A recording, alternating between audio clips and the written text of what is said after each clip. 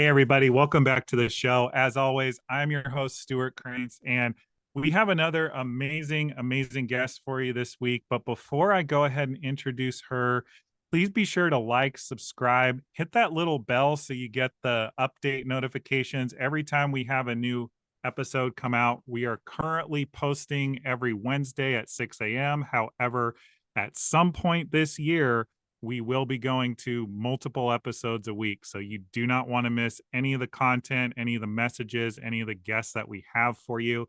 And without further ado, I want to jump right in, get our conversation going with today's guest. She is somebody that's actually been on our show before, but her episode is still one of the most listened to up to this point. So I knew we had to have her back on again. She is a licensed life coach through the International Coaching Federation. And I'm just going to say it has been absolutely influential and instrumental in not only my coaching journey, but in my relationship that I have with my wife and also the one that I have with my creator. So I want to welcome Talie Davis-Weir back to the show. Thank you so much for being here, Talie. How are you So today? good to be here again with you. Thanks, Stu. Thanks for inviting me back.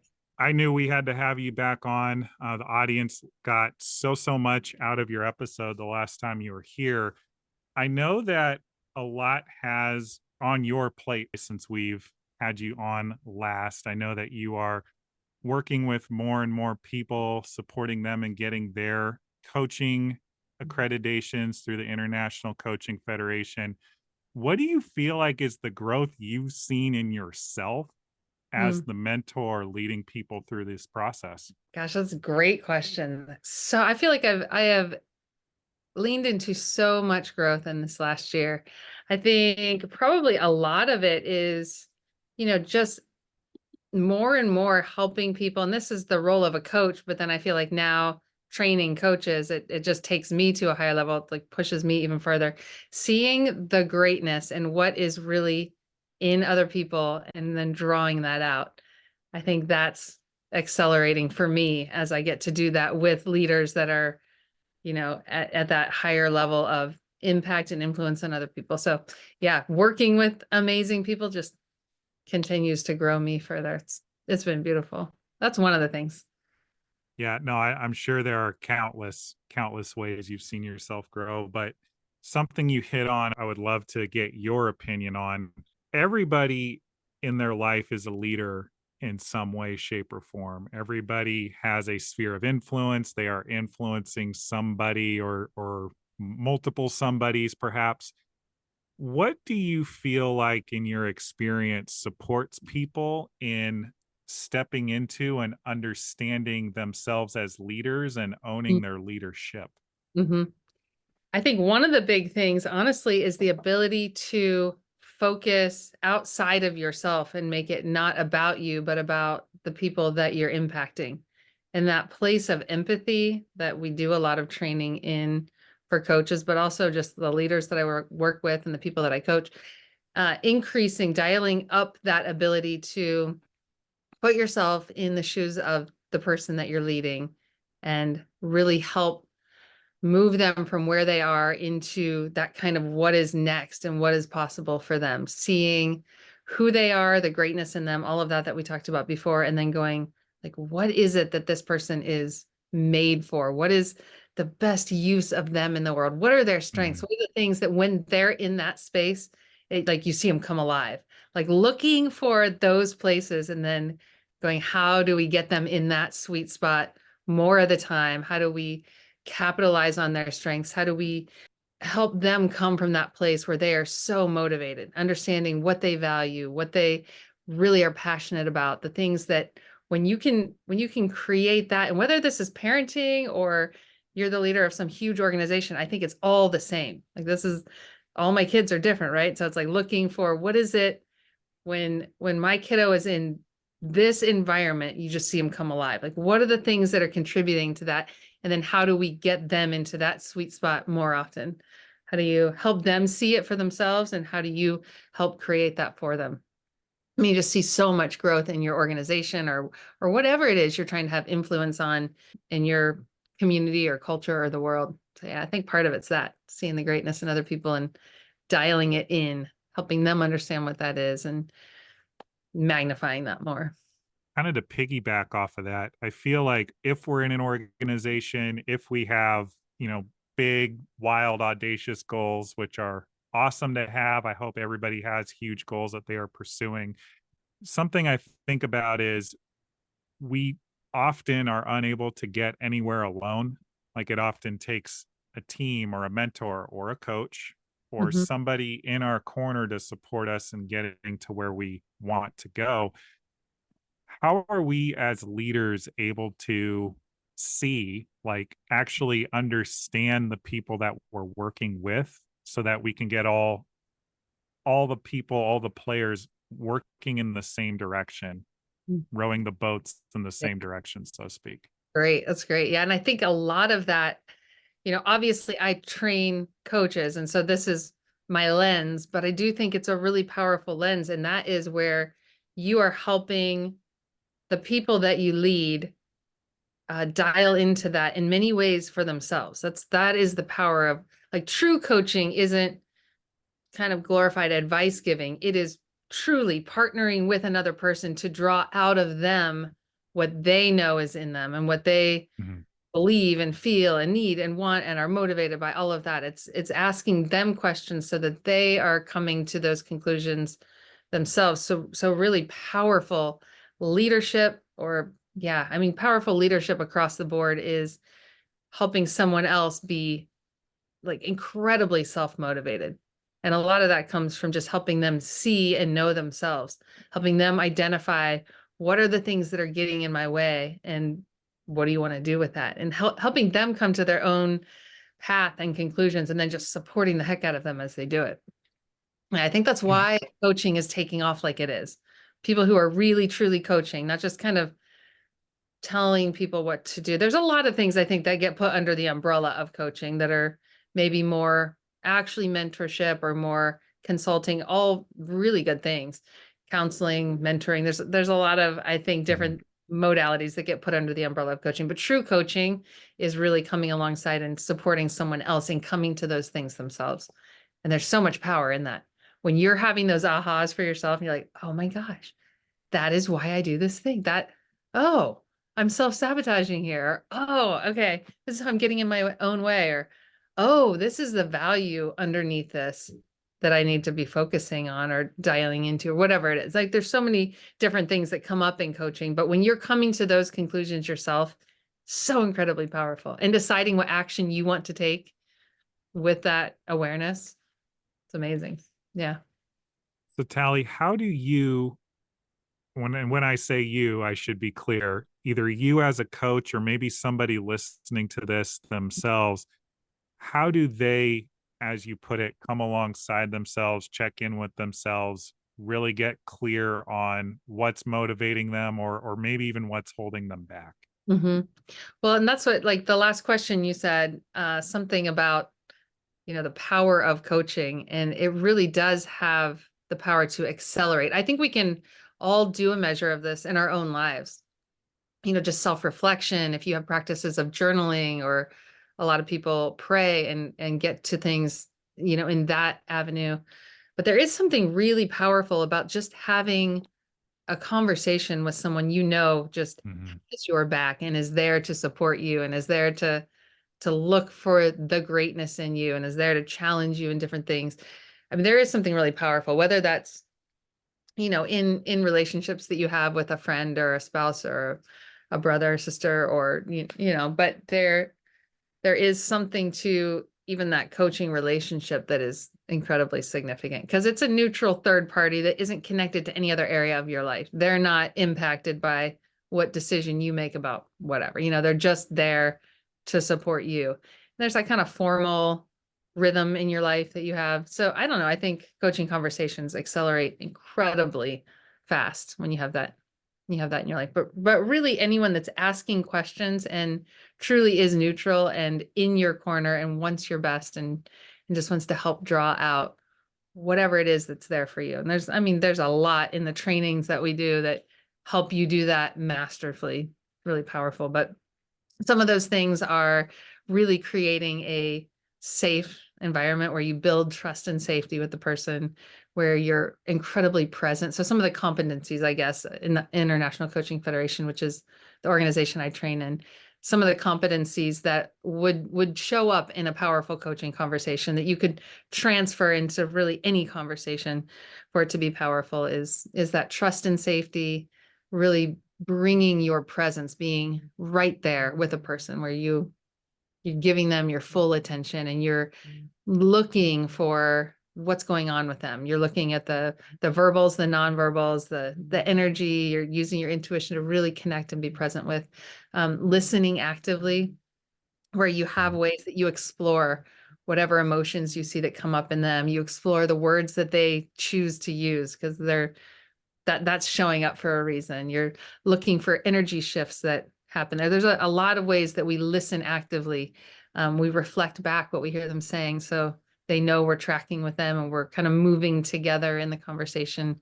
And then there's a whole piece where you evoke awareness in that other person. So you're exploring, like, what are the needs and the values and the wants and the beliefs and the feelings that are there. You're exploring all of that with them about where they currently are. And then you're also sort of helping them see beyond where they are into, like, what else is there and what else is possible. So moving them from where they are into another place, or helping them identify the blocks or the barriers or the limiting beliefs that are there that are having them stuck. You're just exploring together and really, just kind of looking at the terrain of their life or the current situation that they're in. And then coaching always also moves into a place of, what is it that you are learning about yourself? What are you learning about your situation? You know, like helping identify and be able to articulate succinctly the movement and the growth and the things you're noticing. And then what do you want to do with that? And getting them into a place of action and helping that action be very tangible and concrete, and like what by when, like what are you going to do with this by when, and having kind of a plan, and what support and resources do you need, and what accountability do you want to put in place for yourself, just so that things move forward and really happen. They're very proactive. So those are some of the components, I would say. Yeah, that in any relationship, if you can bring those pieces into a conversation, really powerful. Thank you for expanding on that, Talie. And just to reflect, I feel like some of the coaching relationships I've had with past clients of mine, there's been almost like an over focus on them wanting the end result and them coming to me thinking that I'm going to like crack the whip or something Yeah. and like push them, pull them, prod Yeah. them Yeah. harder than they've ever pushed themselves. And somehow they're going to magically attain this goal. But what I know to be true and what I feel like I'm hearing you say is that it all starts with having somebody in your corner who's really just going to listen to you fully and be totally present with you. Is that fair to say? Yeah, absolutely. And kind of masterfully draw it out. Like when you create that Mhm. really safe space and someone can kind of let down their guards and be completely honest with themselves and another person, that alone is so significant. Just have a space where you personally feel like, I am seen and I am cared for and I am safe. Like I can be messy and I can say this and be like, actually, I don't Mhm. think that's it. You can kind of be all over the place. When you have a place that you can process like that and it's confidential. I mean, there's just something very powerful about that. Yeah. Yeah. And maybe just for the folks listening to this who are not coaches or do not have any aspirations to become a coach, Sure. Yeah. maybe they just want to improve the way that they listen in their relationships with their Absolutely. husbands, their children, maybe even at work. Mhm. Where does that start? Like I know you spoke about active listening, but Yeah. what are maybe a couple quick tips or tricks just to support people in listening more fully? Yeah. This is a fun little exercise. So if you have a relationship that you can find yourself kind of regularly talking over each other, or maybe you're just like, I just want to get better at this. A really simple thing that you can do is it's kind of just a listening game where you just take a pen or something that you just have sitting on the table, whatever. And that's whoever has that is the talker. And then the other person is just Mm. focused on whatever the person with the pen is saying.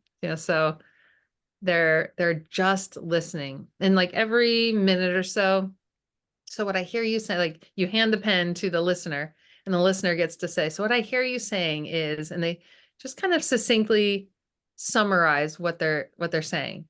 And if the person's like, yeah, and then the listener can say, is there anything else? And you hand the pen back to the talker and they can expand on anything else that they want to say until they feel like, yeah, I'm done. I feel complete with what I'm trying to communicate. And the other person, here's what I hear. And then you can switch and that person can be the talker and the other person can be the listener. So it's just slowing down the process of conversation and really being clear about the role that I'm in right now. I'm not listening to get my point across. I'm not listening to come up with a good refute or I don't know. It's all about whoever it is that has the pen. So you can just be really clear about the like where you're at in the conversation. It's just a very simple, maybe a little mechanical at first, but it's a wonderful way to just practice listening well. And when you have the pen and you know, like, oh, I just get to be the person who's being listened to right now, there's something like you can let yourself sort of be in that receiving place and just feel heard and seen. And then when you're listening, you're dialed in and focused out. You're on that other person. Like, I really want to hear and understand. You don't have to agree, but really want to understand what the other person's saying. I would say this is a wonderful tool when there's any kind of conflict too. I mean, it's a great thing to just practice. It's great to do with your kids because it just helps them go like, oh, I get to be the one with the pen. There's something in it that slows it down. And then it also helps when you're the listener, really practice those skills of active listening and summing up and really listening to understand. That's powerful. Yeah. Simple and kind of fun and powerful. Yeah, absolutely. And something that I have seen in jobs I've had in, my relationship with my wife, Jennifer, I actually feel as much as it's important to listen, Mm. it's almost more important for the other person to feel like I heard them and Mhm. that they're understood Yeah. and that I'm not invalidating them in any way. Mhm, mhm. You're just here. Yeah, Hmm. yeah. Yeah, and just being present with them and giving them that gift of my presence and undivided attention in a world where we're all staring at our phones all day every day is actually I feel like almost like the magic key to unlocking Mhm. new levels of relationship with people, whether it's in a coaching capacity or Yeah, any other. I'm yeah. curious for you, Tally. I know that we're talking a bit about the coaching you do, how listening really is the basis of it all. What do you feel like people miss? Like what are the things that they don't see as mattering, whether it's in relationships and coaching that maybe if they just spend a little bit more time on, it could unlock Hmm. multiple layers and levels of success for themselves? So you're talking about just someone in life or in relationships? Give me a little more context so I can get the answer to that really well. Yeah, absolutely. So, What they're missing in what kinds of ways? yeah, so just to go back to my example earlier, I've had a lot of people come to me wanting to hire me. And like I said, they're expecting me to put them through some type of boot camp around their goals. They're expecting me to be calling them at like 9 a.m. Why haven't you gotten this, and this done? Yeah. When in reality, like coaching is allowing, at least in my experience, being there, walking alongside them, supporting them in understanding Mhm. why they are not doing the things Yeah. they say they want to do.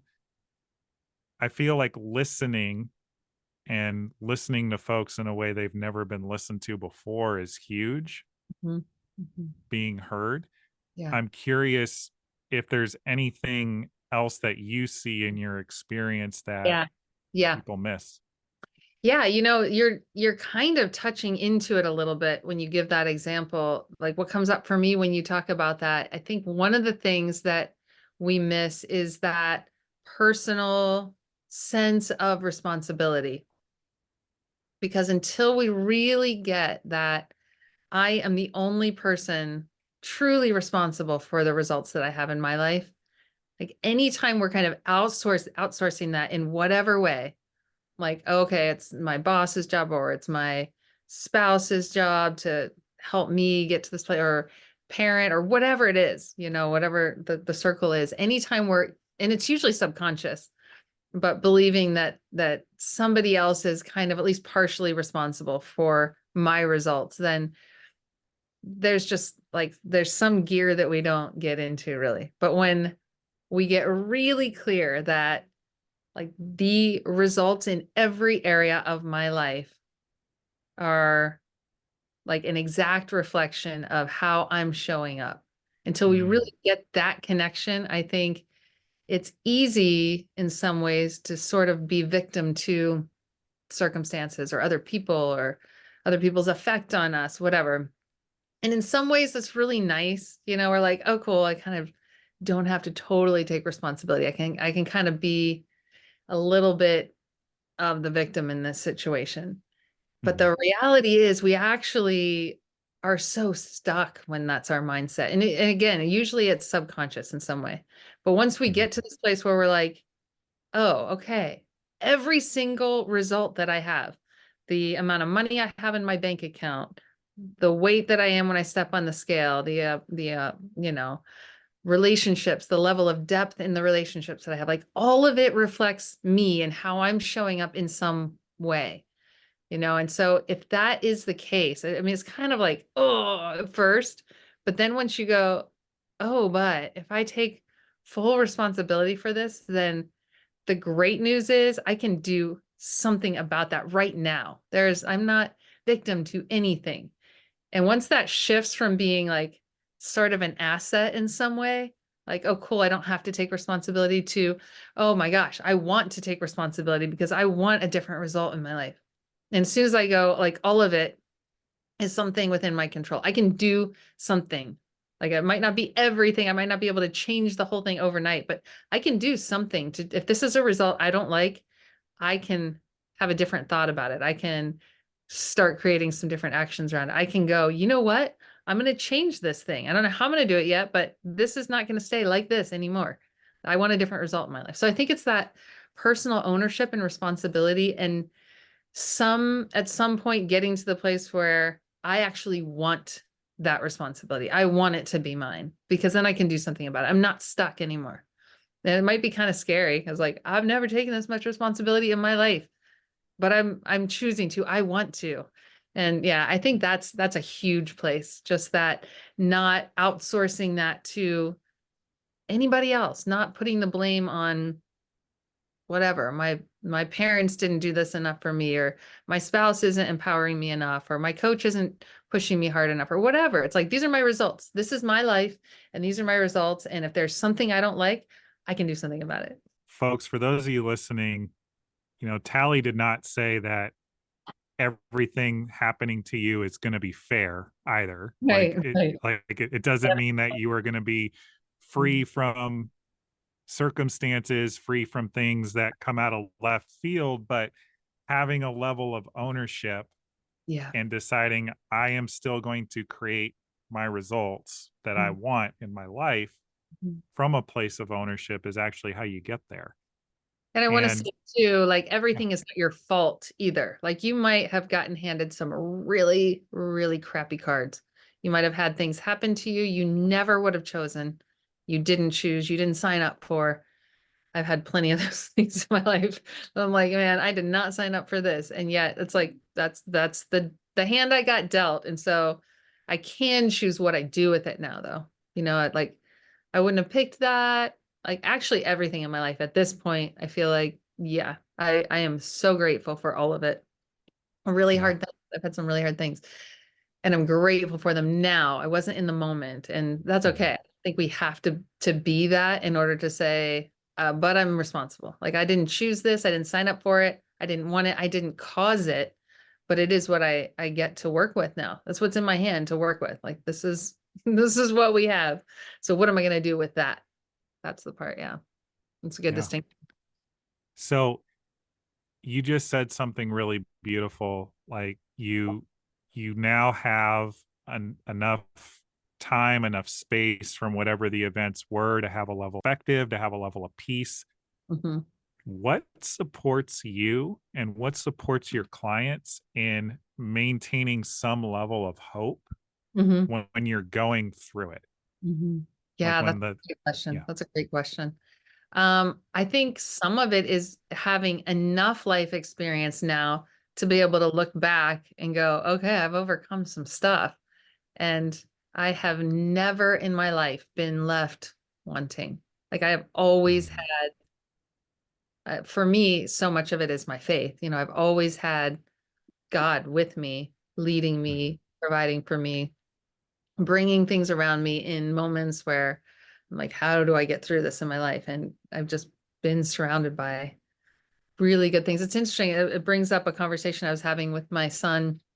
He's 19. We were taking a walk not last night, the night before. And we were just talking about how powerful it is to have a mindset that is looking for the goodness of God in our lives. Like they're mhm, really, and that's a frame for anything. Whatever we look for, we will see. It's a part of the way our brain is wired. There's a mechanism called the reticular activating system in our brain. And it's basically that part of our brain that helps filter. It's like if you took in everything in your world, you would be so incredibly overstimulated. And so your brain has learned how to like dial up and help you focus on the things that are really important to you and kind of tune out the things that aren't. So there are certain noises in your house that like other people coming in would be annoyed by or distracted by, and it just you tune it out, right? Because your reticular activating system is like, ice maker not important, or the creaky floor not important. Other things, you know, you're super. It's the thing that has you when you're looking for a particular car or some new wardrobe item that you want and you just see it everywhere. Like you just notice it. Like I didn't realize how many, of these were on the road and you're dialed into it. It's your reticular activating system at work going, like we get that this one's important to you, so we're helping you be aware. So that thing can be applied to anything in your life. So if there's something that you want more of, and my son and I were just talking about it in terms of the kindness of God. There's a preacher that I really like, and he just said, I was quoting him to my son. He just said, there hasn't been a single day in I think he said like I don't know, the last 10 years at least, not a single day that I have not seen the kindness of God toward me in my life. And he said, but I look for it. I look for the kindness of God. And so whatever it is that you want to see more of in your life, I think it's start looking for it. So for me around that question, it's easy to look back on my life and go, there has not been a time in my life that I've been left or abandoned or not had what I needed. There might be plenty of times that were challenging or difficult or had me out of my comfort zone, plenty of those. But I can be really grateful for those because there's been so much growth. But there's never been a time that I have been left without what I really need. And so I think some of it is just being able to look back and go, yeah, there's been a consistency and a love from God toward me and so much support. There have been God bringing just the people into my life that I needed in that season. So there's been that too. Yeah. yeah. I know you well enough to know that prayer is the big part of your day. It's a part of, your daily maintenance, let's call it. What does gratitude look like for you? And Mm, how do you support people in creating gratitude in their lives, maybe when things are feeling particularly bleak? mhm. Yeah, I think some of it is having that honesty about like what is here and working in your life and what isn't. So being able to because I used to I think be a little more Pollyanna or like Mhm. everything is great, and not really being honest with myself about the things that weren't working or the things that I was really sad about. So I think it's having that full range of emotions, but for sure, having at least part of that conversation be, what are the things that are working? It's funny, I have this little grateful journal right here sitting in front of me. So that's one of the things I'll just write in my gratitude journal. And that's something I've I've done for a lot of years, different journals over the course of time. And sometimes it's just in my regular journal, but I often just spend time those first, I don't know, few minutes, just thank you for this and thank you for that. And I'm really grateful for this. And, had these beautiful experiences and just kind of bullet point them. So yeah, I think it's focusing on all the beautiful things in your life, because even if there are a lot of hard things there actually are, if you'll give it a little bit of space, a lot of beautiful things too. If it's like the sunset that you got to see last night, or the spring flowers that are coming up, or whatever it is, there is beauty all around us all the time. And there are things in you that are really beautiful to celebrate about who you are. And there are gifts in your life coming toward you from all around. So I think when we have the eyes to see it and we just spend a little bit of time making space for it, it really does help fill, and it changes our state. And Tony Robbins talks a lot about your state and changing, like whatever emotional state you live at most regularly is the kind of result you're going to have in your life. And so just having things that work for you to get yourself into the kind of state that you most regularly want to be in. So whether that's like, I know for me, if I get outside and I'm in nature and I walk and I just let myself be really present in that moment, not doing a whole bunch of other things, but just, I don't know, take my shoes off and walk in the grass and feel that and really look at color of whatever it is, smell, and just engage my senses and be really present. I know that's something that grounds me like very profoundly. I know journaling every morning is something for me. So it's like, what are the things for you that put you into an emotional state that you want to be in? Because the reality is your life is made up of all of those little micro moments. So the more of those you can really be present to and engage yourself in an emotional way of being that you really want to be in, then that is the life that you're living. Is like those moments all stacked up together. So the more of those you can create to be a life that you really want to live, the more you're going to have the life that you want to live. So good. So Yeah. good. So you just said something that I don't know if I've actually ever heard on another podcast answered, or if it's been written anywhere, but I would love your thoughts on this. There's always going to be I call them the fidgety skeptics, the people that are like, okay, that's great, Talie, but Yeah. like, and they'll have all their reasons for why they're not going to practice gratitude. Is the secret to gratitude that it pulls you into the present, excuse me, into the here and now, in your opinion? Think that's one of the powerful things.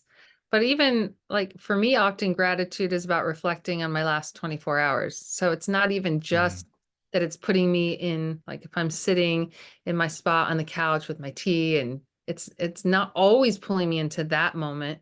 Sometimes it's pulling me into that like moment that I had with my nieces just laughing, or like walking with my son and just the depth of conversation we had, or the amazing meal we made last night. It could be a lot of things that I'm feeling grateful for that aren't necessarily in that moment, but they are dialing me into, I'm like reliving some of the highlight experiences of my last yeah. 24 hours, or really just thinking about, oh my gosh, I just feel so grateful for that conversation I got to have with my dad, even though it was like kind of challenging in moments there. It's like, wow, what a powerful conversation. We got to really talk about some awesome things. So I don't know. I think it's just gratitude puts you into a state where you are focusing on the things that are working. You're focusing on the things that make you really have that sense of appreciation. And it can be for so many different things. But reliving it, like in that moment, I'm getting to relive some of those beautiful things that I got to experience. And even that, what's the word I'm trying to think of? The recall, I guess, like where you stored that memory somewhere in your brain, and Mhm. bringing it back up and almost reliving it again. It's like you have that neural pathway strengthened. And so it does something. And the more often you are just in that state of, oh my gosh, look at all the things that are are like so amazing about my life. You reinforce this belief that you have this beautiful life that you're living. And there's something powerful about that. Yeah. Yeah. Yeah. Yeah. And you're not pretending your problems don't exist. You're not ignoring them. You're just choosing to put your energy and your focus into what's working and what's lighting you up. Yeah, absolutely. Absolutely. Oh, so good. So good. Thank you for explaining it that way. Yeah, of course. Truly, truly don't feel like I've ever heard it explained quite like that. So glad that the listeners got to have that on this episode. So I wanted to connect in with you. You know, I know that coaching is something that is becoming a bigger and bigger entity in the Mm, public space. It's becoming much more widely recognized and yeah. integrated into all Mhm. walks of life and different facets of the community. Yeah. What do you feel like are the biggest ways that you've seen coaching making a difference in our Mm. world? Yeah, and I think, you bring that up that it's making its way into so many different industries and areas of life. And I think it's because it just really does work. It accelerates your progress in any area that you want to make progress in. If you give it time and attention, you set aside that time. Like I meet with my clients on a weekly basis. So they have an hour every week and it just creates this incredible momentum. So yeah, I think that's Mhm, a big piece of it. And just the nature of coaching dials you more into yourself and what you think and believe and feel and, what it is you're trying to create in your life. And so you have all of these people getting so much more dialed into what really matters and then achieving their goals. So I think it does change. I mean, it changes any environment. Anytime you have somebody showing up like that, it changes the environment that they're in. So it's really powerful. And then I see it just starting to make its way into other places. Like I have a few students that are in my training right now that are all in the educational space, and they are so excited to see like what is education. Like they work, in um, elementary through high school. They work in those spaces. So, not college, but younger kids, like mhm, what is it gonna do when these kids start really understanding how to listen well? And what's the difference it's gonna make when we have teachers that know how to draw kids out in that way and think so powerfully for themselves? And like, oh man, just seeing that and the difference it's gonna make in administration when you have coaches kind of between the teachers and the principals, when you have somebody who's in there supporting the teachers to really feel seen and heard and mhm.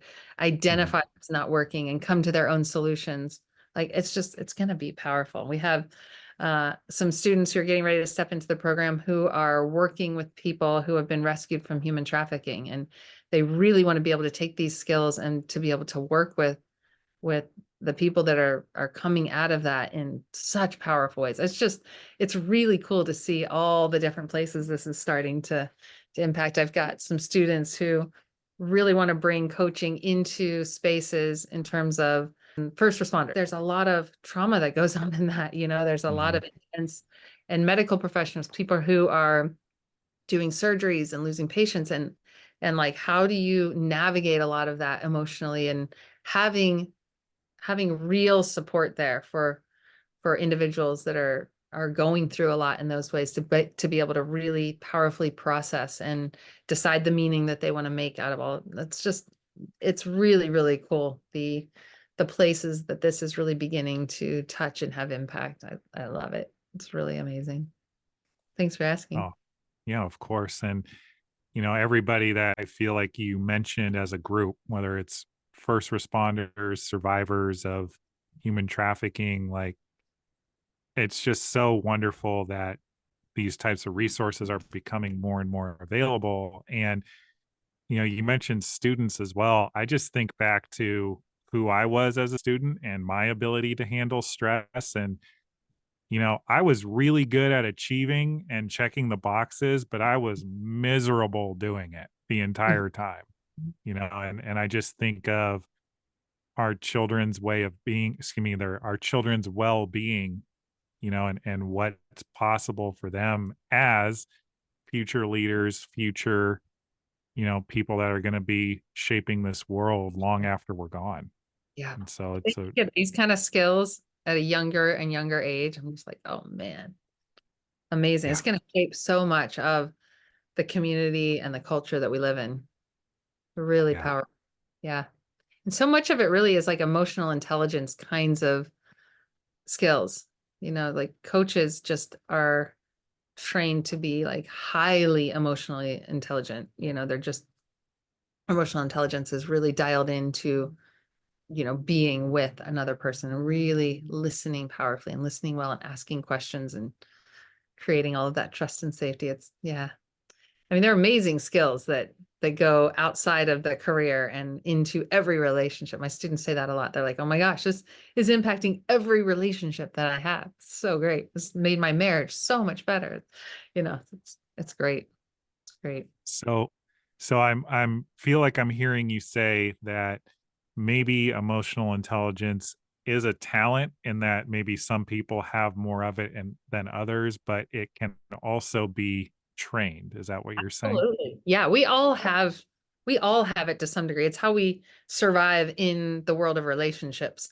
And some people I think are maybe dialed in a little bit more to it, or um they maybe flow in it a little bit more naturally, or they have higher empathy, or whatever the things are that they lean on that help have great relationships. But yes, absolutely it can be trained. Absolutely. I mean, as long as someone's not um there's what is it like psychotic where it's like there's something shut off there for the empathy, just it Oh, doesn't yeah, work. Yeah. For the normal average person, I would say absolutely it can be trained for yeah, sure.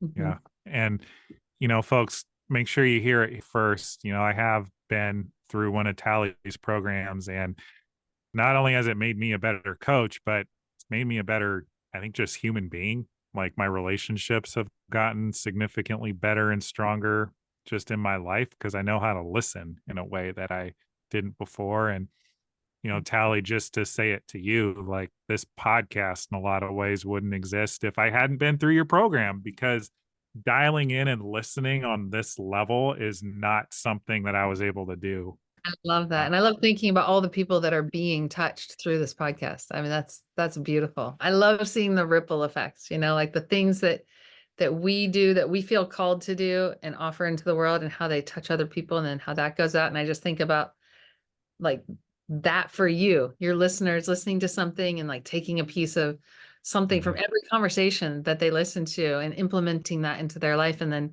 how that changes the circles that they're in and the people that they're impacting and how it's just beautiful. It's beautiful.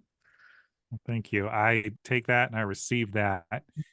And, in the interest of time here, I want to make sure folks know how to get in contact with you if they would like to learn more about what it means to become a certified coach, or even if they just want to learn more about you, Tally, and possibly working with you directly.